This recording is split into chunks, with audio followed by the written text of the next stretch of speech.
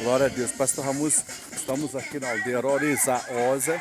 Mais uma vez eu estou filmando aqui, né, onde nós trouxemos hoje, né, glória a Deus, aleluia, a brinquedoteca para cá, para brincar com as crianças. Está aqui o pula-pula instalado aqui, né, onde as crianças vão estar presentes, vão estar louvando aqui. A irmã Penumbre aqui agora está ensinando para as crianças, Pastor Ramon. Está dançando aqui, graças a Deus. Aleluia.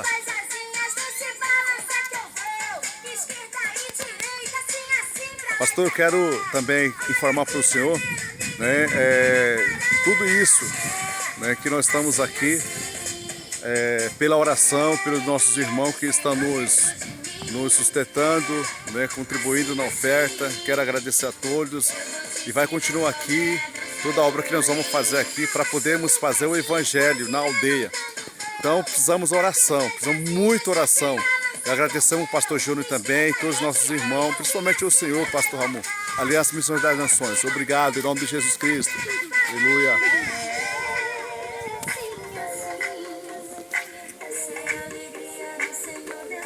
E nós vamos estar aqui, eu vou ter que estar aqui agora, né, ativo aí, em nome de Jesus.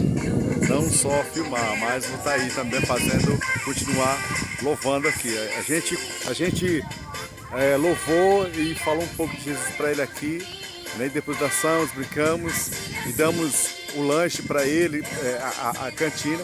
Aí depois nós vamos até almoço, depois do almoço vai continuar brincando aqui com as crianças e vamos louvar e adorar também Deus, em nome de Jesus. E eu quero agradecer ao Senhor em nome de Jesus Cristo. Glória a Deus.